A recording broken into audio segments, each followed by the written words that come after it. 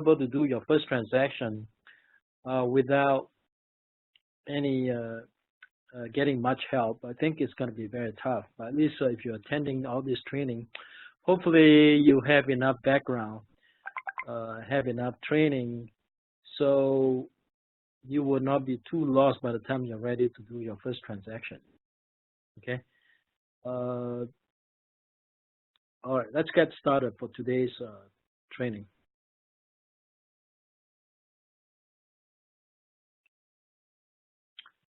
All right, today we're going to talk about residential purchase agreement for new construction. I know you probably don't come across it very much, but if you do, today's training will help you decide what form to use and how to complete the form. What I'm going to try to do is I'm going to compare and contrast. I'm going to compare and contrast the regular RPA and the RPA for new construction. One thing we learned is that new construction purchases do not require transfer disclosure statements. We know that for sure. So that's why the forms are going to look slightly different in that regards. Also, typically when you go to a developer to help a buyer get a new home, the developer sort of prepare their own agreement. And the reason being is that these developers are involved in larger projects, and they are 5 or more units. As you know, as you learn from your salesperson class, if the development has 5 or more units, according to the Subdivision Lands Act, it actually will have to go through the BRE. Developer has to submit an application to the BRE in order to legally sell these units. But if it's 4 or less, which is typical of small development by smaller developer, people who would do this. Actually, I have a few clients that actually do this type of projects. They were actually able to generate a huge profit because, you know what, this type of projects, they turn over very quickly. You don't need a long time to build them. And it requires a smaller capital. And the risks are actually smaller too. You can actually make some money. If you want to get together, form a partnership with a few friends that have extra money that can do this type of thing, you can actually buy a piece of vacant land, tear out the old property, and then let me turn this off.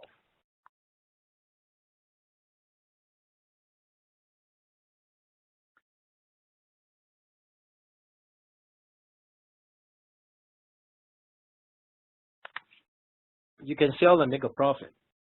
So certainly, if you have an interest in that, we can talk about it in the future. We might be able to work something. Okay. You could usually turn around the project very quickly. Now, this type of projects, actually, since it doesn't have to go through the BRE, you're not required to prepare a purchase agreement. Because you're not required to prepare a purchase agreement, then usually people just use the CAR form for the purchase and sale of the new home, new construction. All right, let's go ahead and start on the form. To find the form, you just type in new construction, and you're going to be able to see all of this form popping up.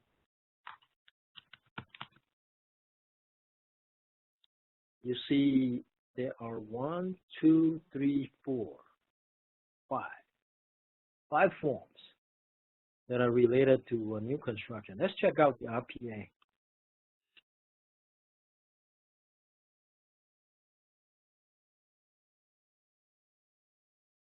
Okay. So this is called the New Construction Residential Purchase Agreement and Joint Escrow Instructions. Look at the the title of the instruction here, you say use only when a residence is to be constructed by close of escrow. Okay, so use only when a residence is to be constructed by close of escrow. So use this form if you represent a buyer to purchase a new construction and the plan is to close the escrow with a ready to move in property. Okay, if it's not one where it will be completely construction by close of escrow, this is not the right form for it. Paragraph 1 is very similar to your regular RPA. The couple places, in fact, if you look at paragraph 1D, that is a little different from your regular RPA. If you look at 1D, it says close of escrow shall occur and then blank number of days after acceptance, or on a specific closing date.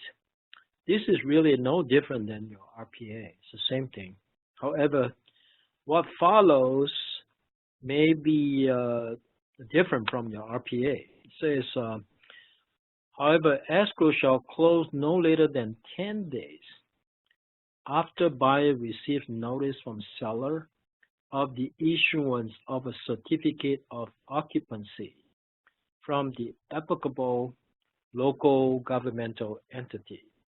So it shall close no later than 10 days after buyer receives notice from the seller of the issuance of a certificate of occupancy. So this one basically contemplates that at the time you sign the purchase contract, they don't even have a certificate of occupancy yet. Okay. However, it doesn't mean that that would be the case all the time. Sometimes you could have a new home that have been completely constructed, and then the certificate of occupancy has been issued before the purchase agreement is even entered into. Now, if that's the case, then this sentence is not that important. And then it also say,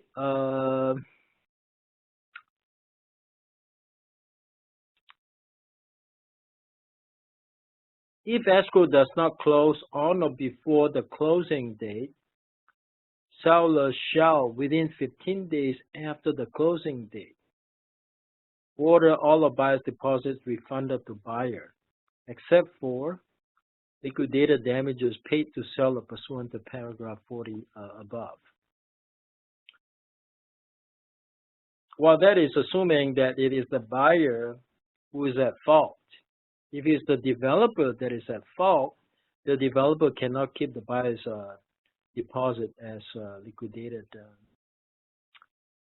damages. In fact, then the whole sum would be refunded to the buyer.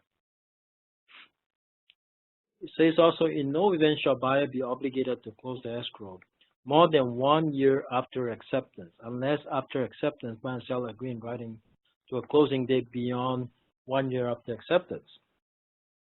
Under California law for new construction, developer cannot insist that the buyer close escrow if the developer is not able to deliver the home within a year. After a year, the buyer is free to walk away from that deal. Okay, so there's a 1 year outside limit. However, if the buyer wants to wait longer than a year, the buyer can do that.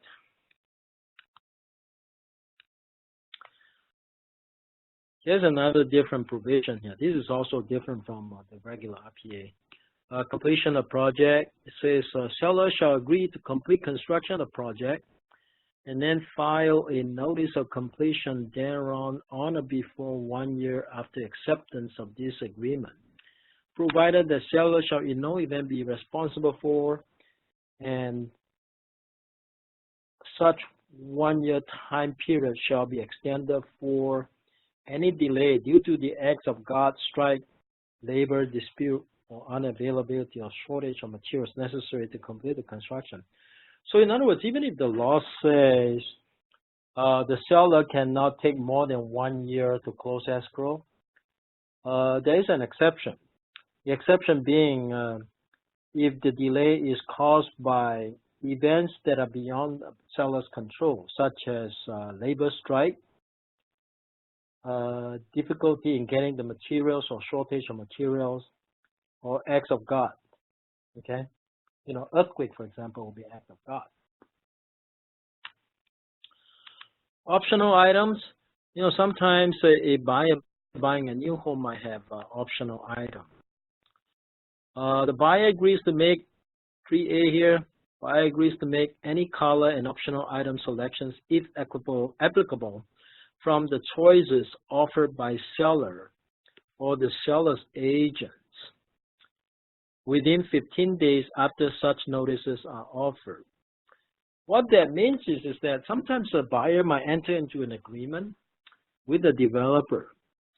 As you know, a developer cannot legally enter into a purchase agreement with a buyer without a white report. So this one assumes that the white report has been issued because it is a purchase agreement.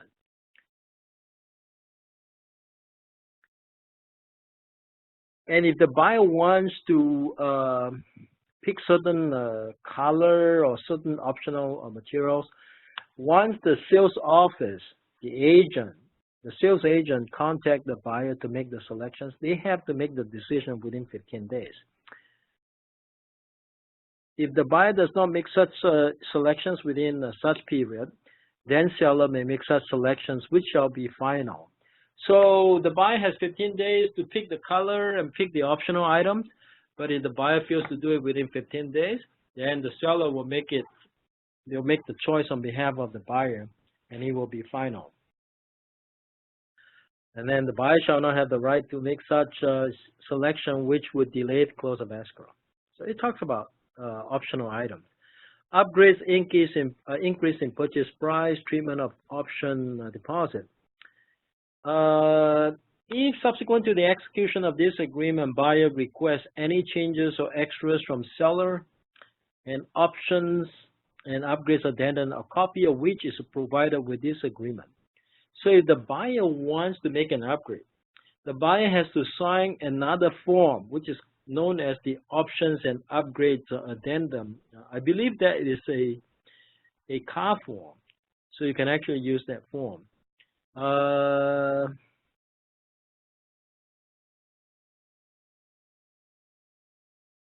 And this one, they also contemplate that this particular form might be used by some seller or developer who has projects that are subject to approval by the BRE, such as a project that has 5 or more units. But typically, I don't see this type of forms being used if you have 5 or more. Okay, usually it's less than that. However, if the buyer wants to upgrade, there's another addendum that the buyer has to sign for an upgrade. So if you ever work with a developer for a smaller development project, such as 4 units or less, and you're dealing with buyer, and then you're dealing with a developer who has to do upgrades for the buyer, there is a separate form that you can use. Changes in construction from model, number 4. Buyer acknowledges that seller's models may not represent exactly the property. So this provision sort of protects the seller. So if the buyer picks something from the model, and then by the time the completion is done, and then realize that, hey, this one does not exactly look like the one that I ordered, this provision actually allows some deviation. Okay, how much deviation does it allow? Let's take a look. It says, which could be due to changes in design and components made after the construction of the models. Buyer also acknowledges that seller reserves the right to make changes mandated by building inspectors or other governmental uniform building code enforcement officials, and the buyer's consent shall be required only if Such changes are material or substantial in nature. Now, they don't really explain to you what kind of changes would be substantial or material. However, I've seen situations where the buyer actually winds up with, like closet location that is changed, or, shower location moved. So these are things that could happen during a construction, and usually your buyer has to accept that because of provision like that. It does allow the developer to make a change. Okay. Now, I would say that if the developer make a change to save money, then I don't think you should let the developer do that. But if the developer make a change to make a unit look better, or if the developer make a change because the building inspector requested that the developer make the change, you cannot really fault the developer for that. So the buyer just have to live with it. So that's one risk that the buyer has to face when they buy a new home. Okay, it doesn't happen very often, but once in a while it does happen. Okay, buyer has to live with it. If buyer does not consent, buyer shall have the right to cancel this agreement in writing and to recover all deposits paid. Acceptance of title by buyer exclusive of escrow shall satisfy all consent requirements. Now, this one does give the buyer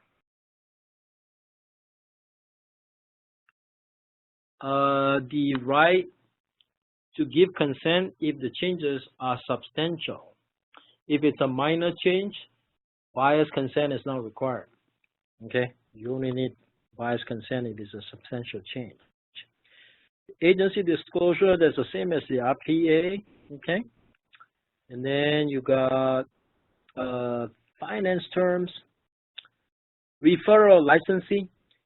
You know, one thing, when you as a what do you call that, the buyer's agent, work for the buyer in a small development, usually you are acting as a buyer's agent. But when you work in a larger development, such as Lennar or Toll Brothers, or whatever, in many cases,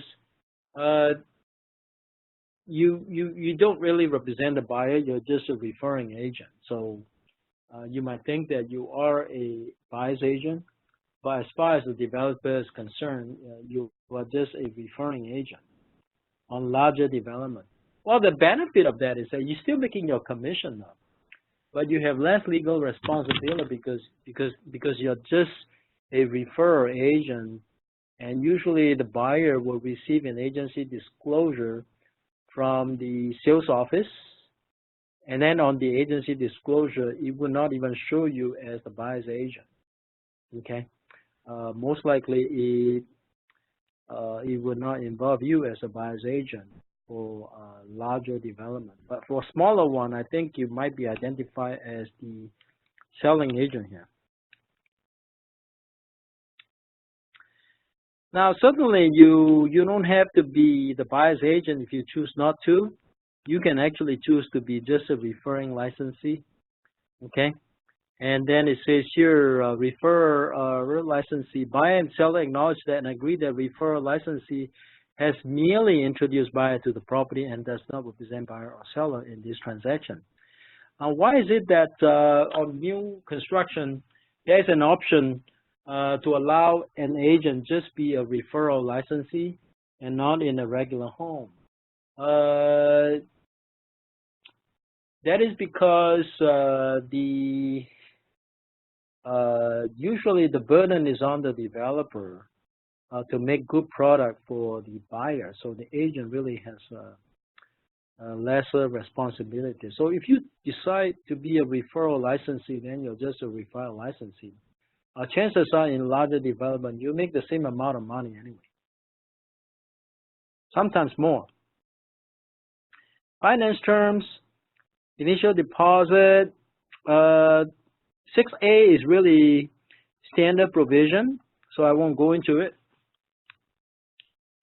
Increased deposit, sometimes for development project, you have this increased deposit. So the buyer might put a smaller amount of deposit just to reserve the place.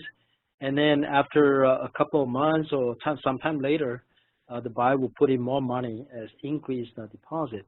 Or it could be an all-cash offer, okay? And then if you need a loan, this is the same provision that like what we normally see in a regular RPA. Verification of down payment, same as RPA. Number 7 is quite similar. All of this is actually very similar to a regular RPA. And here you decide, well, who's paying for transfer tax and who's paying for HOA transfer fees. We may or may not have HOA transfer fees immediately for a new home anyway, so this may not be applicable.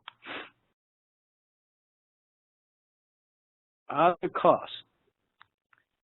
This one talks about termite pre-spray or treatment. Termite pre-spray or treatment, I suppose, has to do with preparing the property actually to prevent a termite. So there's some money that the buyer or the seller can pay. And of course, the buyer can always decide to pay for the termite pre-spray or treatment, you know, to give the buyer themselves better protection.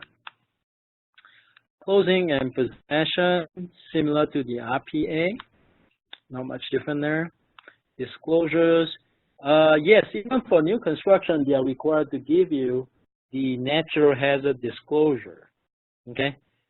Because natural hazard disclosure is required on all properties, including new construction and vacant land and any kind of commercial properties.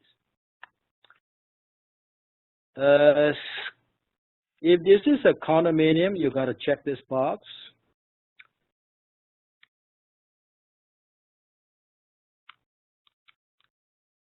Megan's law, same withholding taxes, same disclosure. Hazardous liquid, gas and hazardous liquid transmission pipeline, same. Proposition 65, standard provision. Insulation, as you learned in my salesperson class, now you can actually apply it. Remember in my salesperson class, I asked, I think it's actually tested in the BRE. What sort of information does a developer of a new construction need to provide a buyer? Well, you got your answer right here. You're supposed to disclose the type of insulation, the thickness, and the R value. So 3 pieces of information: type, thickness, and R value. For the exterior walls, ceilings, and interior walls, and any other places that have insulation material. Disclosure, most likely they will give you the public report, and if they have any seller's warranty, anything else that might apply, smoke detector, right? HOA documents, for example, okay? Anything that's applicable here. Most likely they'll have you check that you received the public report, because without the public report, they cannot legally sell the unit if it's 5 or more. If it's 4 or less, they don't need public report, okay? No public report is actually required if it is 4 or less.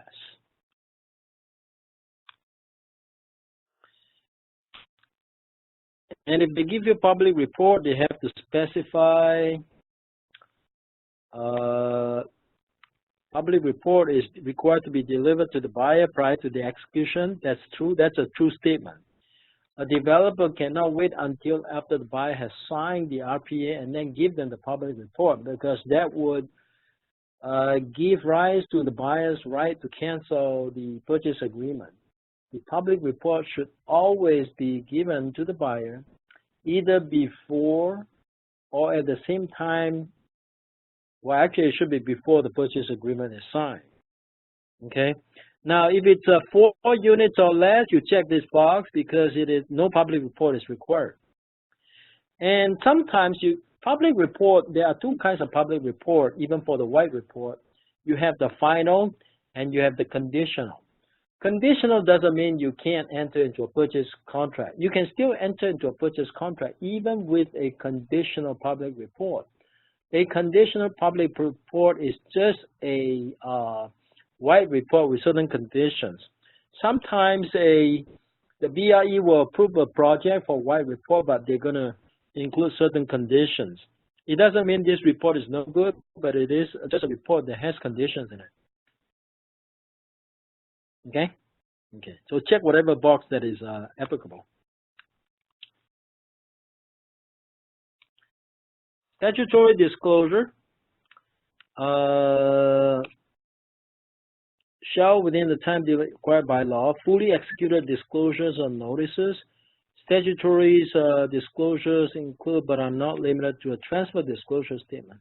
Now, this one here, it talks about transfer disclosure statement. I think that if it is a 5 or more units, for sure you don't need a transfer disclosure statement because you have a public report. We never see a developer issuing a transfer disclosure statement for projects that are 5 or more. Let me just kind of confirm with you. I'm not sure about 4 or less. I still think that 4 or less, if you don't have a public report, you probably, I think 4 or less, since you don't have a public report, you probably still prepare a TDS for the buyer. There should be some kind of disclosure, whether it's by way of TDS or public report, okay? But I'll confirm it for you. I'm not sure at this point. Natural hazard disclosure, that one for sure we know we need to give to the buyer, okay? Any statutory disclosure required by this paragraph is considered fully completed if the seller has answered all questions. Now, the law says if it's a 1 to 4 units, now I see why you need a transfer disclosure statement. If it's a 1 to 4 units, but a condominium in a 5-unit development project will be considered 1 unit. So, 1 to 4 means whether it is a single-family residence, 2 means it's a duplex, 3 means it's a triplex, 4 means it's just a 4-unit apartment complex. But a condominium in a 4-unit development is considered to be 1 unit, okay, because it does have its own APN number. And so that one we will need a TDS if it doesn't have a public report. But if it does have a public report, you don't need a TDS.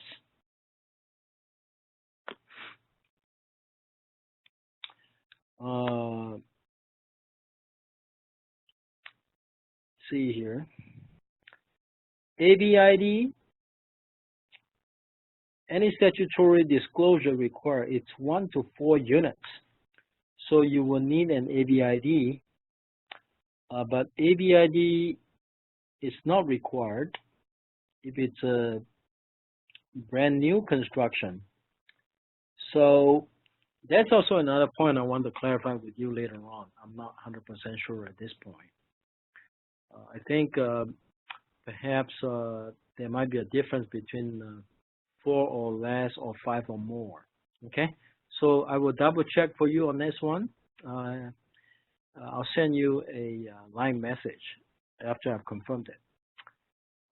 It says within the time specified in paragraph 21A, seller, unless exempt from obligation to provide a TDS, shall complete and provide buyer with a seller property questionnaire. If seller is not required to provide a TDS, seller shall complete and provide buyer with a supplemental contractual and statutory disclosure.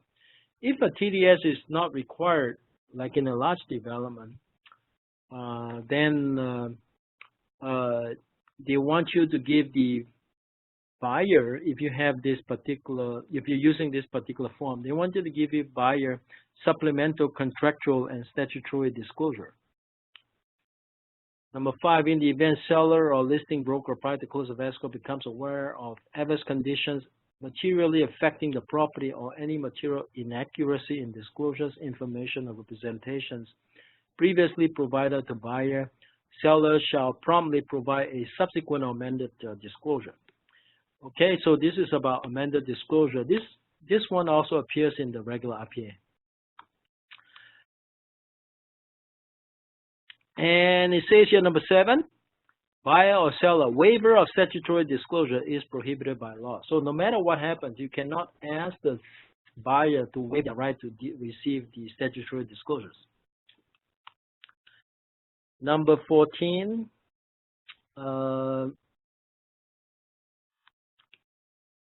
entry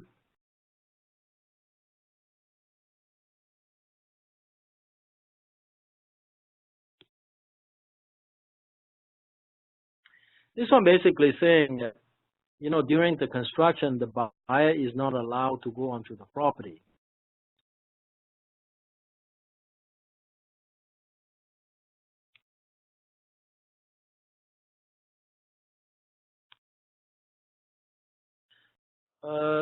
And of course, after the agreement is signed, then neither the buyer nor the buyer's agent may enter upon the property for the purpose of showing the property to any prospective purchaser thereof from buyer. So basically, the developer does not allow the buyer to go onto the property to show the property to someone who the buyer is thinking of selling this property to.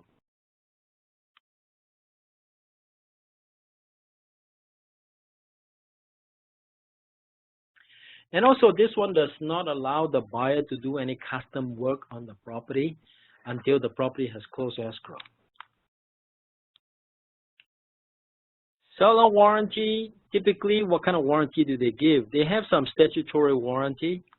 However, typically, the seller will warrant, here it says, seller warrant the property against defective materials and workmanship for sale subject to Civil Code 895-945.5 for the minimum period of time established by those code sections, or sales not subject to this code for a period of 1 year from the date of possession. So typically for smaller development, the developer will give you a 1-year express warranty as provided in the purchase agreement. So you got 1 year of express warranty. So if something should be found to be defective, then you can contact the seller, the developer, to make the repairs.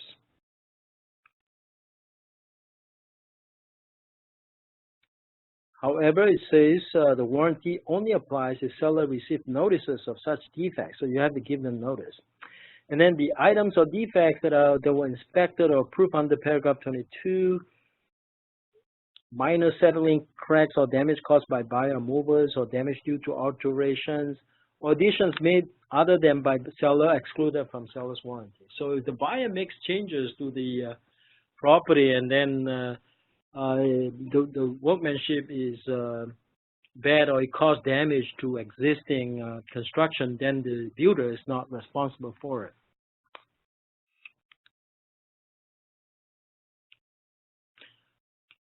The seller actually has a choice of going with the default or going with the what they call the warranty, limited warranty. They can drop their own limited warranty, but most people will just go with 15A1.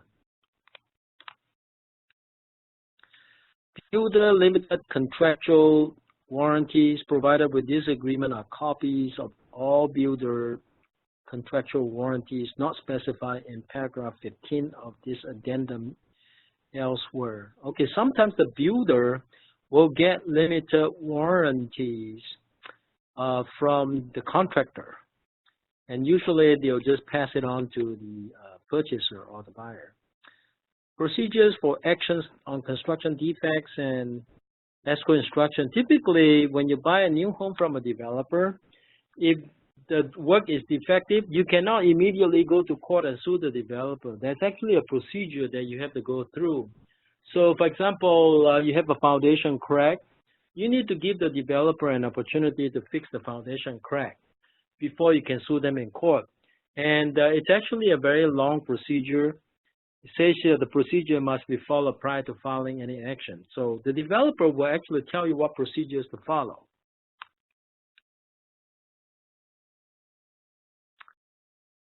Agent for service of notice. And the developer will tell you if you have a defective construction and you want to notify the developer, they'll tell you who to contact to notify them. Non-adversarial procedure in California. This one, it says here, seller elects to engage in or out of non-adversarial procedure. What that means is, if the developer decides to opt in of the non-adversarial. Non-adversarial means you cannot sue them immediately. You have to go through the BRE, not the BRE, but you have to go through the mediation, and then you got to give them opportunity to fix it. It's only when they fail to do a good job, after you give them the opportunity, that you can sue them. Okay? But if they opt out, then you can you don't have to follow those procedures. You can actually immediately file a lawsuit against them. Other terms and conditions.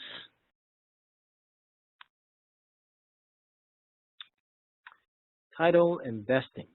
That's pretty standard. That's just like the regular RPA. And then the time periods, you got loan contingencies. Well, let's go back here. Go back to page 1 to see where the loan contingency was. I don't think I saw the loan contingency.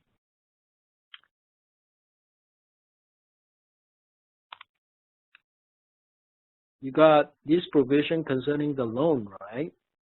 But I don't think I came across the loan contingency. What if the buyer has a loan and the buyer's buying a new home? And where are you going to put the loan contingency? Removal of contingencies. 1221A is very similar to RPA. Usually the seller has a certain number of days after acceptance to deliver to buyer all reports, disclosures, and information for which the seller is responsible. And then the buyer has a certain number of days after acceptance to complete all the buyer's investigations, approve all disclosure that may affect the property, and then deliver to seller signed copy of statutory disclosures delivered by the seller. And then it says here 21B 2, and within the time specified in 21B1, buyer shall deliver to seller removal of all applicable contingency. Now, if you do not see a loan contingency here, you may have to specially put in the loan contingency, as I do not see the loan contingency provision here. Okay.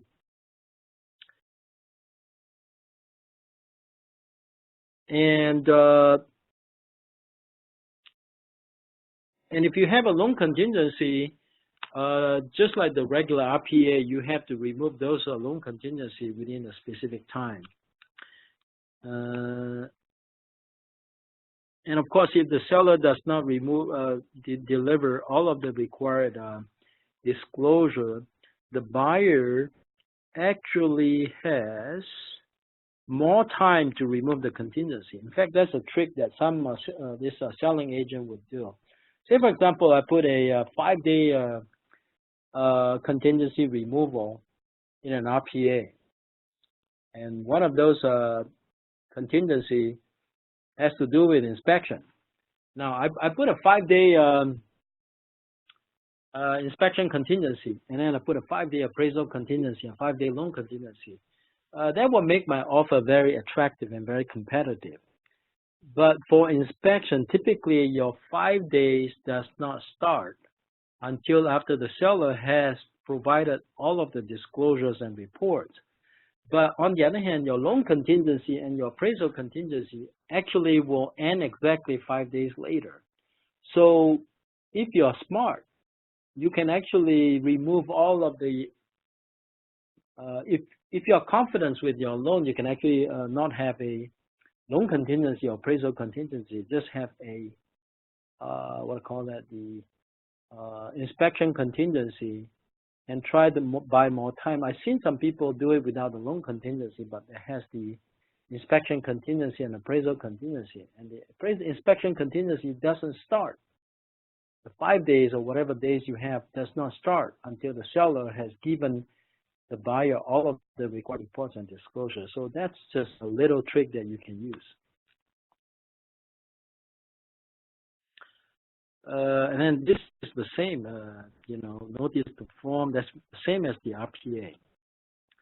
Effect on cancellation on deposit is the same. Final verification, this is a walkthrough. That's the same as the regular RPA. Purchase money distributions to third parties, this is different actually. That's because the BRE has a regulation. Certain distributions and charges may be made against the buyer's deposit to seller. These charges under regulation 2791B and seller's estimate such charges as follows. This is actually just to comply with the BRE requirement. So it is in the purchase contract for new construction. Retention of buyer's deposit in lieu of buyer default. You say in the event the seller has used buyer's deposit pending consummation of this agreement, seller shall immediately, upon alleging buyer's default, transmit to escrow holder funds equal to all of the buyer's deposit so used. What that means is, even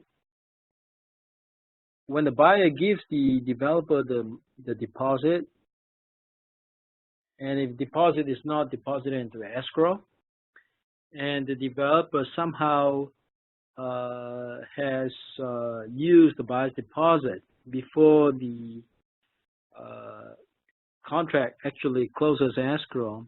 Now, in the case of buyer's default, unlike a non-developer, sometimes we see buyer releases their deposit to the seller, and then somehow the money stays with the seller's pocket, and the seller did not deposit the money into escrow, because the whole idea is that BRE wants to protect the buyer. They don't want the developer to take the buyer's money, use it, and then even if the buyer's in default, they want the money to stay in escrow and have the case mediated or something, okay, just to protect the buyer.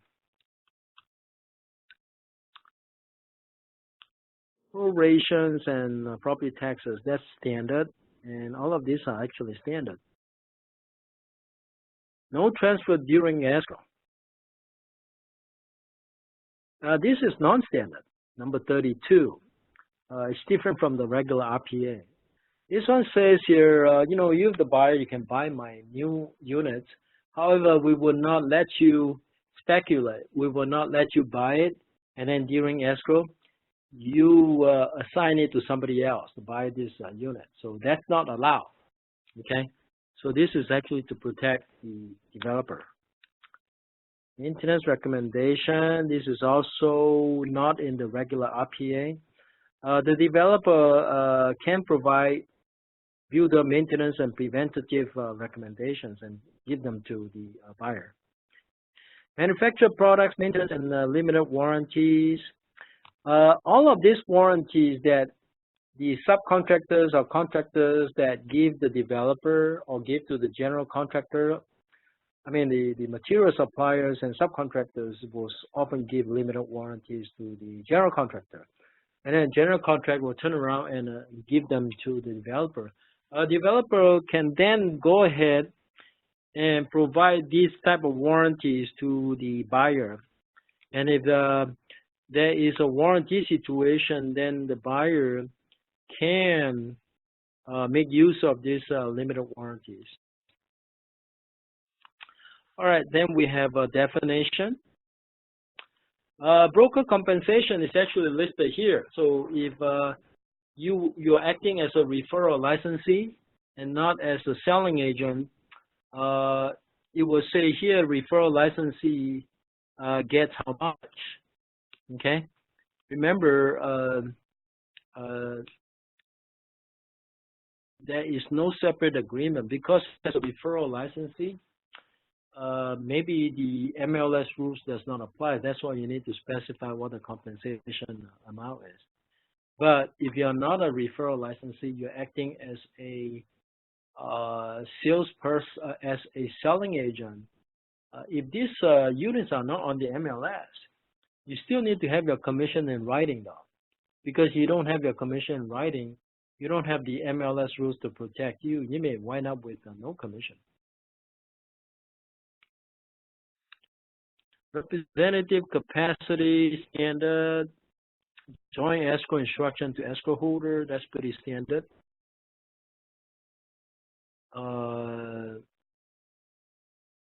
Now remember blanket encumbrance, I'm sure you learned that from your salesperson class. Okay, so this one is talking about the blanket encumbrance, and the developer may have blanket encumbrance. Not as a condition of seller's duty to complete construction, but solely for the benefit of buyer, the escrow shall not close. Funds shall be released from escrow, and title shall not be conveyed to buyer until all of the conditions have been met. Seller has complied with the purchase money handling requirements. And that has to do with the BRE requirements sometimes. And buyer has been provided a policy of title insurance that the property is free and clear of any blanket encumbrances. So this one kind of covers the blanket encumbrance situation if there is, in fact, a blanket encumbrance. Common interest subdivision, if the property is in a common interest subdivision and the attached common interest subdivision supplemental escrow instructions are made a part of this agreement. Well, like in a condominium, okay, this box would have to be checked. Liquidated damages, that's pretty standard. We're going to skip that, okay? Skip that. Arbitration, mediation, arbitration, that's pretty standard as well. So we'll skip that. Mediation, okay, skip that, skip all of this. That's the same as the RPA. So interestingly, I did not see a loan contingency provision here, okay, for whatever reason. I don't know if the car missed it or whatever, but I was expecting to see loan contingency, but I'm not seeing it. If I come back here, if you look at this, so it says here, you can do an all cash. If it's all cash, then of course it's not contingent upon the approval of the loan. But I do not see the loan contingency here. So, oh, I do see the loan contingency. Sorry about that. I somehow missed it. Okay, there is a loan contingency here. You know, this is very typical of your standard RPA. Okay, so we do have a loan contingency provision similar to the one that we have in the regular. So that's one thing I want to get back to you on the TDS and the AVID. Typically on new home, we don't do AVID for obvious reason. This is brand new home. Usually you don't see defects on brand new home. So why make an agent do an AVID, number one. And also TDS, typically, you know, when the developer construct new home, the number one, developer has never lived there, never stayed there. Why make a developer give a buyer a TDS when it is a brand new home?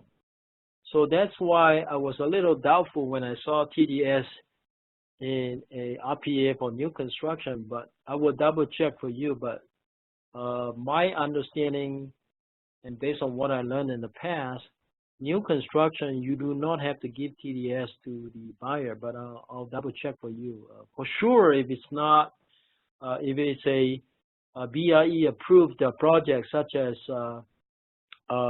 project that has 5 or more units, we don't have a CTS. But this 4 or less is the one that I'm a little unsure, so I'll get back to you on the 4 or less. Okay.